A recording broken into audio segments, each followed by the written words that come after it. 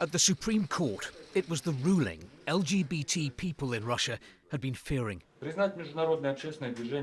I declare the international LGBT public movement an extremist organisation, the judge says, and ban its activities in Russia, even though no organisation with that name exists. How can you ban something that doesn't exist? Oh, it's easy. We can ban any activities from LGBT international organizations here in Russia. That's nice. We don't need them. Sergei Troshin, a city councillor in Russia who has come out as gay, believes the court ruling will be used to launch a broad attack on LGBT groups. This will mean that anyone the state considers an LGBT activist could receive a long prison sentence for participating in an extremist organisation, and an even longer prison term for organising a group. Anyone who's displayed extremist symbols, and that will probably include the rainbow flag, could face prosecution.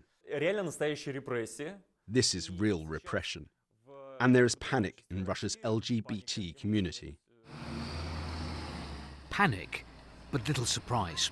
LGBT people in Russia have been coming under increasing pressure from restrictive laws relating to sexual orientation and gender identity. But why?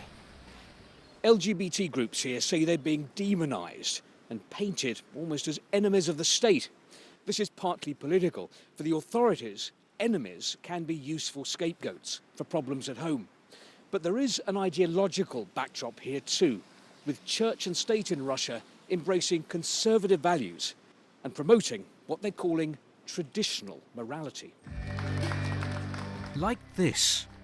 At a Moscow exhibition, they're staging weddings from different parts of Russia, often exotic, always with a bride and a groom. Same-sex unions in Russia are not recognised. Maxim has recognised there's no future for him here. An activist supporting transgender and non-binary people. He didn't wait for the court ruling. He left Russia a week ago.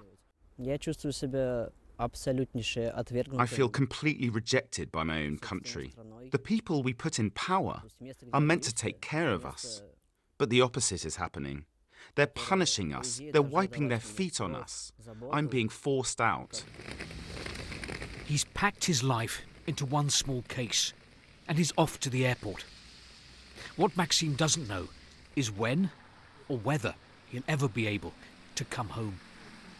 Steve Rosenberg, BBC News, Moscow.